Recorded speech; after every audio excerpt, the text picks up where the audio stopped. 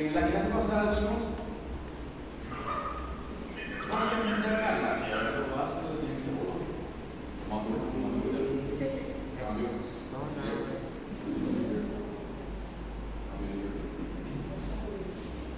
Bueno, ahora vamos a ver lo básico que tienen que saber sobre la enfermedad por reflujo gastroesofágico. Y ahí lo primero que ustedes tienen que saber es la definición. ¿Por qué? Porque no es lo mismo tener reflujo gastroesofágico que tener una enfermedad por reflujo gastroesofágico. Lo que ya les había mencionado antes, si ustedes comen algo que les cae mal, comen chocolate con cerveza, cosas grasosas, pueden tener dispepsia y pueden tener un episodio de reflujo. ¿Sí? Pero eso no quiere decir que tengan enfermedad por reflujo gastroesofágico. Entonces, como definición, tenemos síntomas, clínica, en realidad aquí o alteración histopatológica resultante de episodios de reflujo gastroesofágico. ¿Qué les hace entender esa definición? Puede no tener alteración histopatológica, pero normalmente te habla de episodios repetidos. Entonces, gran porcentaje experimentó por lo menos síntomas de enfermedad por reflujo. Pirosis, sensación de regurgitación, lo clásico. Cuando nosotros hablamos de enfermedad por reflujo, pensamos en pirosis y regurgitación, ¿verdad?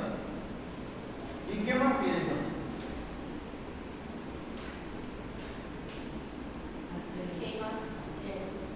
¿Ah?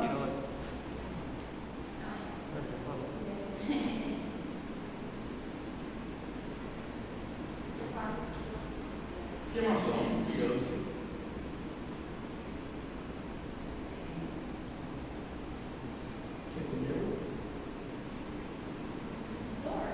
E que você pensa Puede em haber quantidade de versos morte externas también, igual que en las cartas.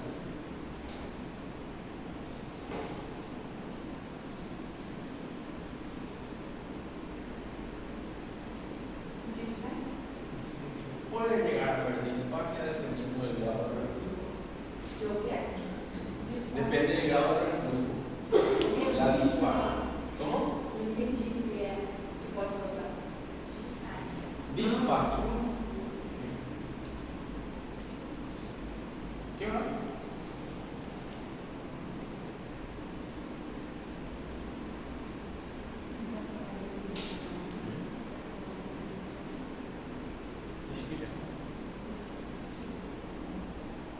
pode chegar a ter hematemese?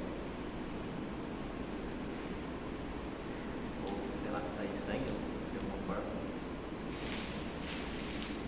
Não, você acha que Los características.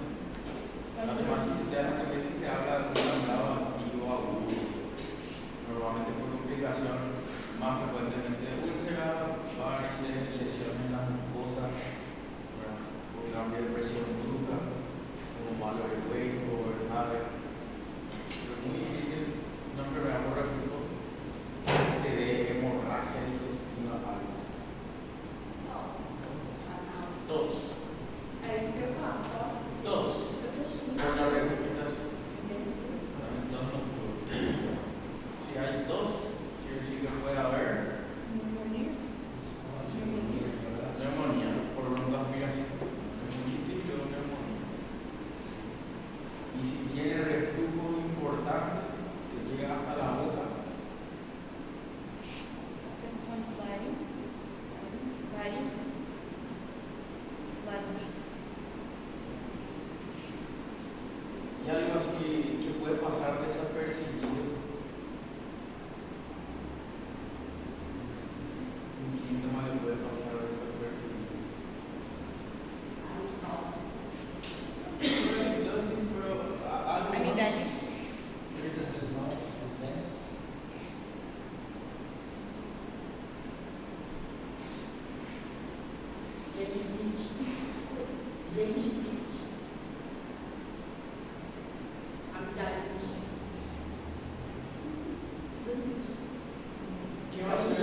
qué va a ser el ácido del estómago en la boca? O seu interior falou perda da esmalte do dente. O seu interior. ¿Qué va a ser? É um perda do esmalte. Pérdida de mano. Foi seu interior. Excelente. Sí. No pasa nada. ¿De qué se va a quejar el paciente? De sensibilidad. Algo extremo. Frío o caliente. Para tener en cuenta más. Obviamente eso depende del grado de perfil. Excelente. Entonces, gran porcentaje de la población experimentó ya síntomas de reflujo en algún momento de su vida. Mayor incidencia en el adulto joven. No hay preferencia por incidencia de género. Entonces, fisiopatología de nervio. Un montón de cosas. Entonces, tenemos mecanismos de defensa esofágica como el aclaramiento esofágico. ¿Qué es el aclaramiento esofágico? El movimiento peristáltico normal que permite el vaciamiento esofágico de buena manera. Obviamente también la parte de resistencia de la mucosa. Problemas que puede haber: disfunción en el esfínter esofágico inferior, a diferencia de la calasia. ¿Cuál era el problema de la calasia?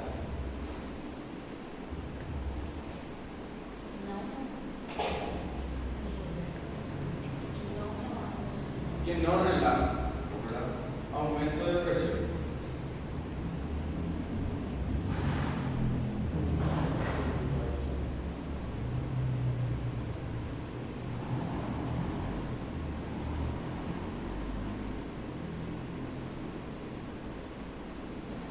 Entonces, disfunción del esfínter esofágico inferior.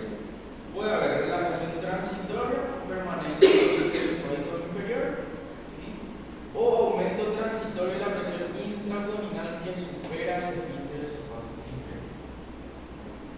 Por eso también cualquier cosa que aumente la presión intraabdominal va a favorecer el reflujo gastroesofágico, ¿sí?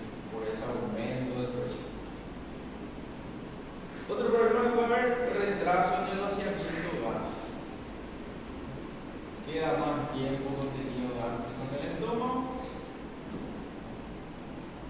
Y cuanto más come el paciente, más favorece al reflujo. Pero vamos a ver después dos cosas muy importantes, ¿sí?, que están muy asociadas al reflujo, especialmente a una patología que vamos a mirar en otra clase, que es la hernia hiatal. Normalmente cuando se habla de hernia hiatal, especialmente del tipo 1, que es por deslizamiento, se habla de reflujo. ¿Qué es lo que pasa en la hernia hiatal? Se hernia el estómago a través del hiato esofágico, que es el espacio por donde pasa el esófago, a través del diafragma hacia el estómago.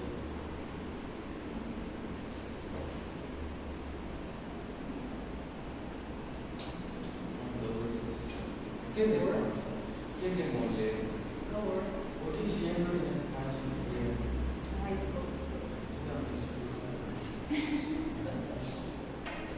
Entonces, la hernia hiatal de tipo 1, que es por deslizamiento, está asociada al reflujo gastroesofágico. ¿Por qué? Porque se hernia cardio y parte del fondo gástrico. Entonces, lo que hace es que se pierde el ángulo de His del estómago, la curvatura natural del estómago, y además parte del estómago pasa al tórax. Y en el tórax hay otro tipo de presión. En el abdomen hay presión positiva y en el tórax hay presión negativa. Y según la física cuántica matemática, las cosas, la materia suele pasar de lugares de presiones, o sea, tiende a pasar al lugar donde hay presiones negativas.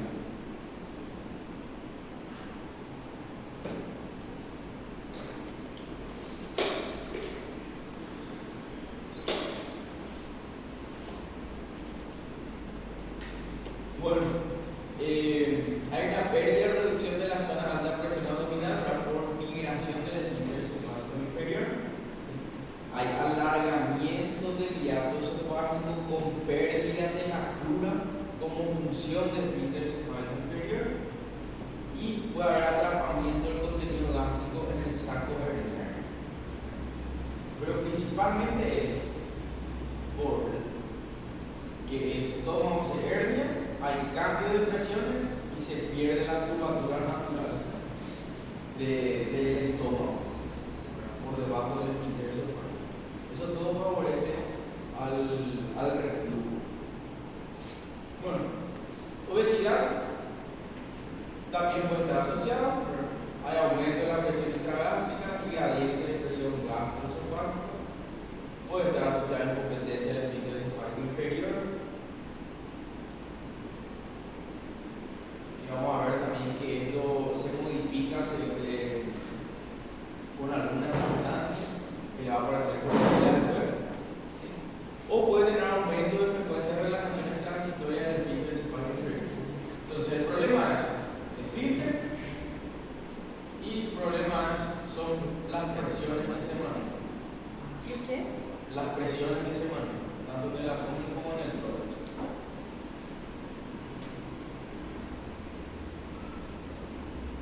Entonces, esto yo le pongo a modo de que lean en casa tranquilos, porque hay un montón de sustancias que aumentan la presión del esfínter esofágico inferior y hay un montón de sustancias que disminuyen la presión. Cosas que conocemos, que favorecen el reflujo. Por ejemplo, los alimentos. Eso sí conocemos. Grasa, chocolate, alcohol, tabaco. Eso es lo más conocido. Después tenemos un montón de sustancias. Por lo menos, eso tienen que conocer.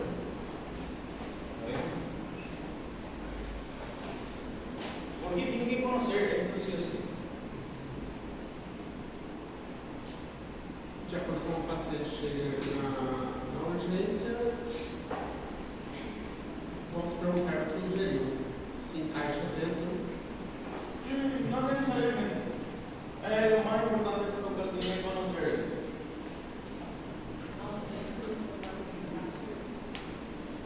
Não dá para enxergar nada. Se es malo la proyección. Y están todos muy lejos. Não, claro. Algunos ya están ahí al lado de las puertas. ¿Por qué es importante? Porque vos como médico, la primera medida que vas a hacer es ¿qué? Cambio de hábitos. Y le va a decir que no coman chocolate por más rico que sea, que no coman tortilla por más rico que sea, y que no vaya a la fiesta los fines de semana por más rico que sea una tortilla. Entonces, lo primero que se hace es cambiar hábitos higiénicos. Clínica. Ya me dijeron muchos síntomas. Vamos a ver nomás. Síntoma principal. Piloso. Piloso. Síntoma principal en la calasa.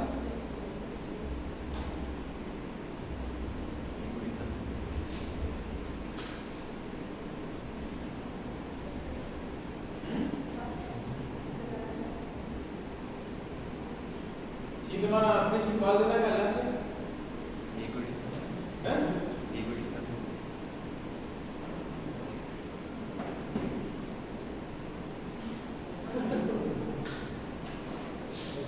Ya no sirve el láser.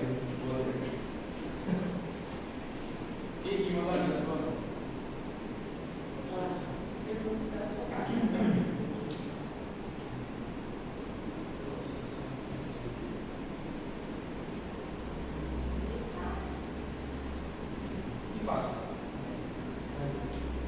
Entonces, fíjense en los síntomas de la calasia y fíjense en los síntomas clásicos de una enfermedad por reflujo. Es cierto que la evolución de la enfermedad no es la similares. Entonces siempre es un diagnóstico de diferencia. Por eso habíamos dicho que hay que sospechar en pacientes que prefieren pirosis y disfagia y que no responden a un tratamiento con inhibidor de protones mayor a 6 semanas. Ahí sospechábamos acá. Bueno.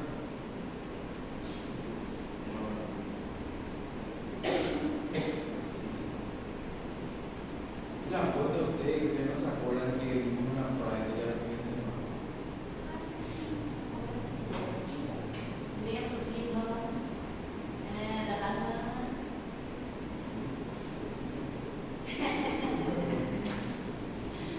Bueno, entonces pirosis es una manifestación más típica. Sensación de ardor, disconfort, puede ser en el migajo, inclusive retroesternal, según los episodios de reflujo. Y normalmente después de una ingesta importante de alimentos, el paciente estando en posición supina, acostado, o inclusive, ¿verdad?, en casos más severos, cuando el paciente se agacha. Se cayó el celular y el paciente se agacha y ay, perdón, muy bien. De verdad, pues sí, te prometo. Y ahí el paciente ya tiene esa sensación, ¿verdad? No se preocupen, no es un dolor. Entonces, ¿puede haber quitación? Obviamente. Dependiendo del grado, inclusive puede llegar a la faringe, orofaringe, inclusive nasofaringe. El paciente se despierta así. Perdón, no puedo dejar de hacer. Qué mal clase para tener ese tipo. Obviamente, disfagia puede ocurrir, ¿sí?, en el 30% de los pacientes, que puede estar asociado a, obviamente, dificultad para deglutir o dolor retroesternal, como habíamos dado en la clase. Síntomas típicos extraesofágicos pueden estar acompañadas de tos. Si el reflujo llega hasta la vía aérea, la tos es por aspiración, mecanismo de defensa contra la broncoaspiración. Disfonía puede haber, puede llegar hasta la nariz. Dolor torácico no cardiogénico a descartar. Obviamente, si un paciente viene con dolor retroesternal, se encienden las alarmas. Lo que le va a matar rápidamente es un dolor torácico cardiogénico. Pero sí es un diagnóstico diferencial. Entonces, afecciones extraesofágicas, broncoaspiración a nivel pulmonar, puede haber neumonía, asma, fibrosis pulmonar. Cuerdas vocales, laringitis, si se cronifica, cáncer. Acuérdense, tejido inflamado de forma crónica puede dar cáncer. A nivel de oído, puede haber otitis media, y a nivel dental, pérdida de esmalte, el paciente se va a quejar de sensibilidad dental.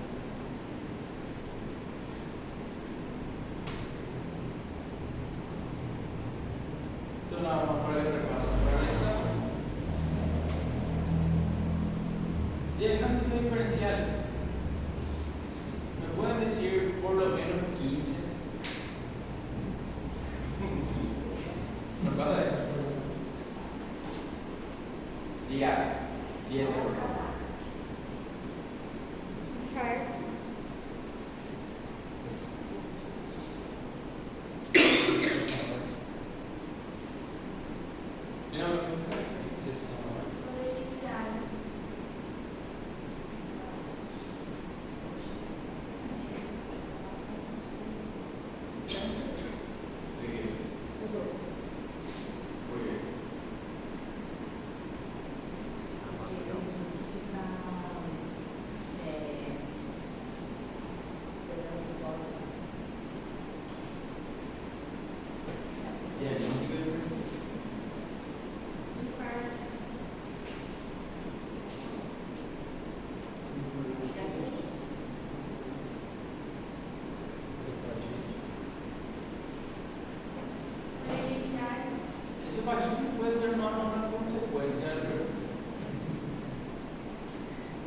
Lidia, usted ya tiene clase.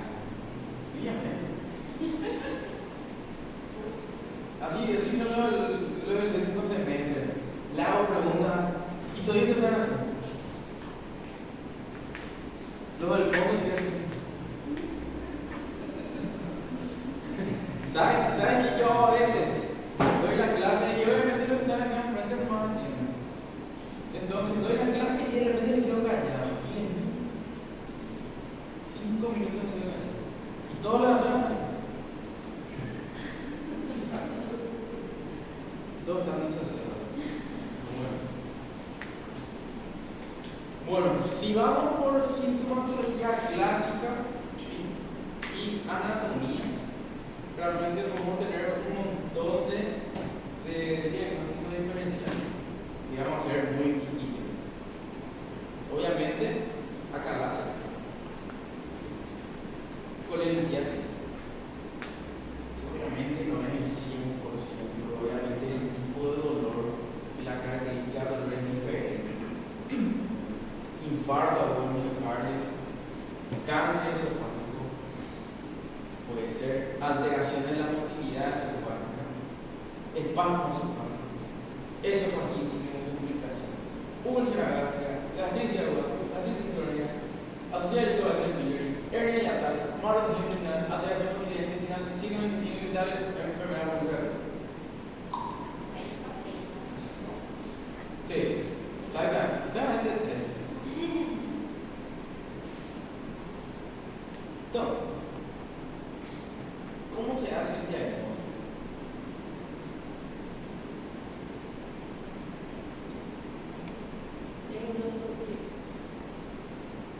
¿Oh?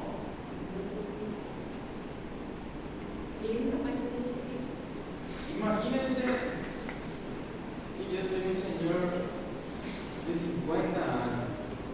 Me encanta tomar alcohol, comer comidas grasas, como chocolate todos los días, soy obeso, hipertenso, diabético, sedentario, me amputaron ya la pierna izquierda y no veo bien del ojo izquierdo.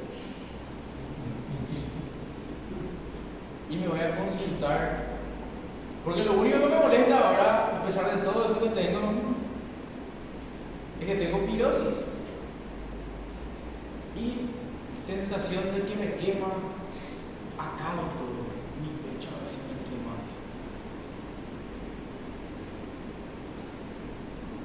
¿Qué harían? ¿Cómo le tratarían a ese paciente? ¿Qué diagnóstico le darían? ¿Cuál es el paso a seguir? Porque acuérdense que parte de cirugía 2 es clínica quirúrgica. O sea, nosotros tenemos que empezar a desarrollar un pensamiento clínico, como le dije a la gente de mi práctica, ¿verdad? Porque está la teoría y después está cómo te va a llegar el paciente.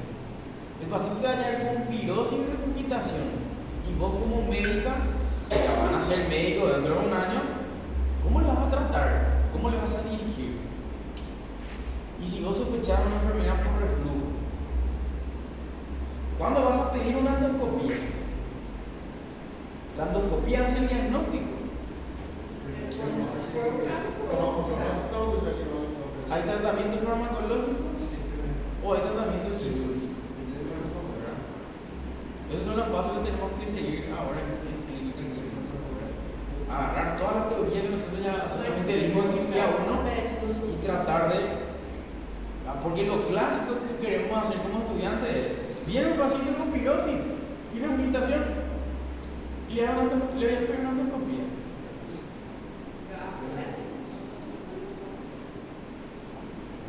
Y esa es la medicina que se practica ahora y está mal. Está mal. Esa es la medicina que se ve en la famosa serie de Estados Unidos, Dr. Cowboy. Entonces, mira, pedirle su RMI, su cultivo de esputo, su cultivo de médula, hacerle, no sé, frote de sangre periférica y después decirle, mira al paciente. ¿Por qué nosotros no hacemos ese tipo de medicina? Acá en Paraguay, por lo menos. Primero, porque el público no siempre tiene esos estudios. Segundo, tenemos una población pobre. Estamos pacientes que vienen con pirosis nomás y es la primera vez que consulta contigo. Le vas a pedir una endoscopía. Y el paciente se va a tener que ya pagar 1.800.000 para hacerse el diagnóstico. Mas eu já vi médicos que Hay pasos a seguir. Sí. Porque pues, acuérdense que nosotros, hasta ahora, ¿verdad? No sé que haya cambiado, hacemos medicina basada en evidencia. Mas aqui em Salto, eu já vi médico atendendo, nem foi tomando paciente já foi 15 anos. Sí. Ressonância. Pero se hace eso. No. Aqui em Salto, lá Sí. em Salto. Pero no se hace. ¿Me entendés? ¿Estás entendiendo lo que yo te digo? Vos tenés que aprender de todo el mundo. O Paraguai não tem essa Tenés que aprender lo bueno y tenés que aprender lo malo. ¿Está bien? Eso no quiere decir que yo no haga cosas malas, porque de repente yo no puedo hacer cosas malas, ¿verdad? Pero de todo se aprende. Entonces uno tiene que tener en cuenta esas cosas, ¿verdad? Antes de vivir 27.000 estudios al paso. E acá no há. Y acá no hay, todo se paga. Temos que resolver En Paraguay. Aí médico no Paraguai. A no ser que vaya hacia Asunción, hospitales grandes, Nacional de Itagua. Ahora se están construyendo nuevos hospitales grandes, ¿verdad? Coronel Oviedo, que queda un poco más cerca. Pero nos queda todo muy lejos. Y los hospitales públicos cercanos, que son distritales y regionales, más, muchas veces no tienen. É mais alto que até no Brasil, você faz uma clínica, uma UPA ou uma construção de hall grande, vai pedir uma endoscopia, vai demorar meses, porque você não tem prazo para pagar. Pero ustedes tienen que entender, o sea, van a entender el día de mañana cuando sean médicos, que la salud pública es totalmente diferente a la salud privada. Sim, claro. Y nadie les habla de eso. La salud privada es.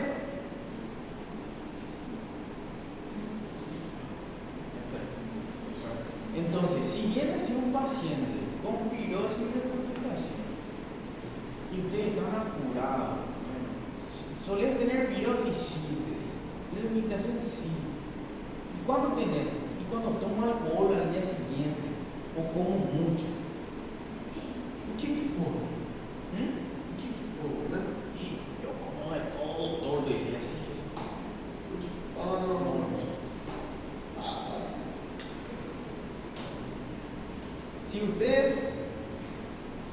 Si nosotros no tuviéramos la clase de reflujo gastroesofágico, ¿cómo la atenderían a ese paciente? Eu tenho tirar do visto dele, fazer raio-x, que é o mais barato, teria que fazer um diagnóstico diferencial formulado. ¿Radiografía? ¿Cómo? Igual a gente disse para a ¿Con contraste? Ou é também do cara? No tenemos contraste. Primeiro se faz uma história clínica bem detalhada, de Fala todos os nessa. seus dados, se trata por um mês, se vê se a pessoa melhora. Se a pessoa não melhora, aí procura outro estado. Y ahí vamos a lo que es la historia clínica y hablar con el paciente. Porque obviamente, si ustedes están en un día que están apurados, no quieren saber nada, porque pasa, ¿verdad? Y no le evalúan bien al paciente, no le interrogan bien. Lo único que le van a decir es tomar un brazo en tu casa. ¿Cuándo le vas a pedir endoscopia? Depois se realiza o primeiro tratamento farmacológico para ver se ele melhora ou não, para poder fazer um exame de imagem. Mudar o tipo de vida, essas coisas, se não melhorou, aí pedir o exame.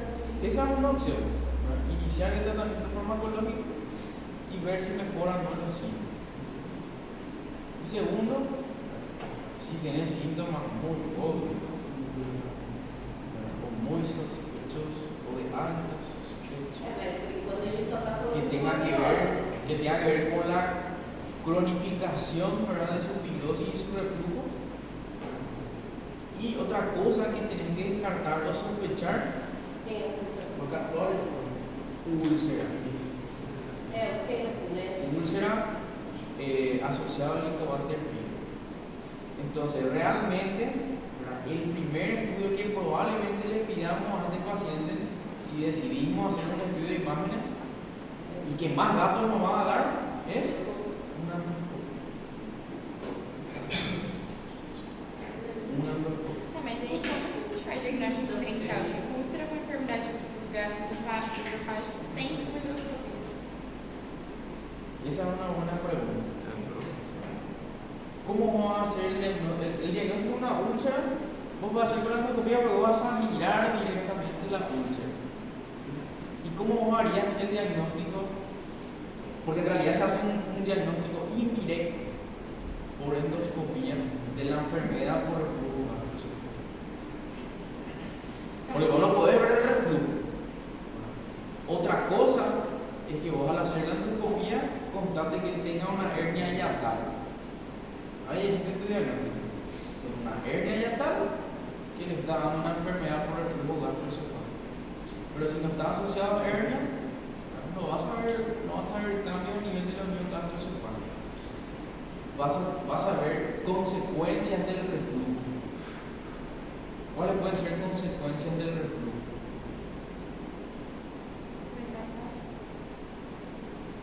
¿Qué va a dar primero? Inflamación. ¿Cómo se llama eso?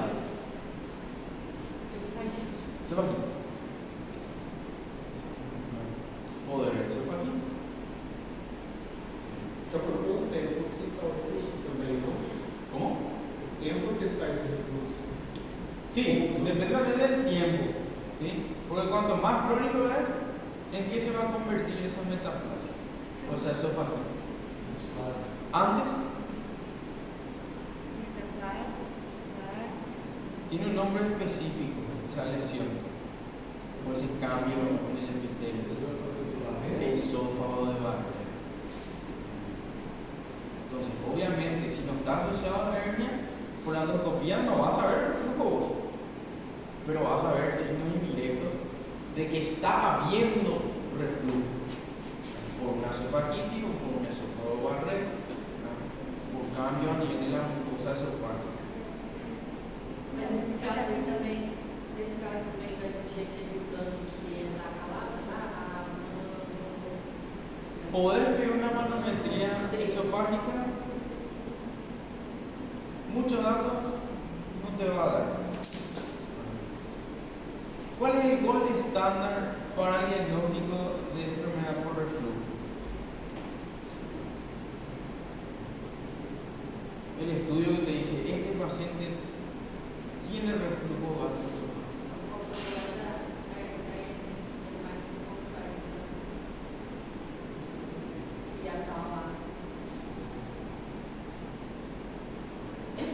¿Qué yo necesito demostrar para hacer el diagnóstico de la enfermedad por reflujo gastroesofágico?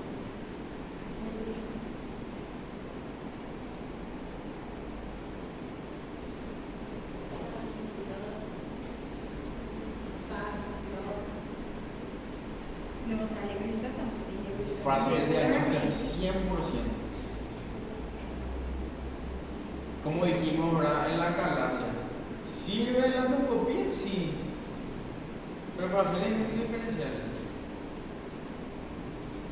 El que te hacía el diagnóstico era la manometría esofágica, que te medía la presión del esfínter esofágico inferior y te medía la transmisión de la onda peristáltica. O sea, te definía la enfermedad.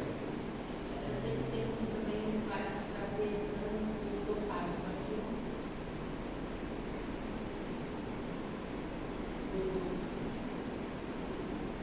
pH-metría de 24 horas. Que isso a gente tem. Yo nunca pedí ni vi, ¿verdad? Pero es un estudio parecido al Holter. ¿Conoces lo que es el Holter? Holter.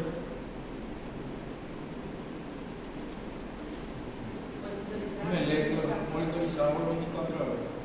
Parecido. Solamente que obviamente es un poco más invasivo. ¿verdad? Porque el paciente tiene que tener una sondita, ¿verdad?, que se coloca en cercanía a la unión gastroesofágica y que tiene un sensor que mide cambios en el pH. Entonces, el diagnóstico te hace el cambio de pH que hay cuando hay episodios de reflujo. Y que además es ventajoso porque te permite a vos identificar el momento del episodio en que el paciente está teniendo reflujo y los síntomas que tiene. Por eso te hace el diagnóstico, por eso es el gol estándar. Se usa siempre y no siempre. Mas Pero ese es el gol estándar. que é esse do CH? Sí. Bachimetría de 24 horas. ¿Por qué? Porque te define la patología.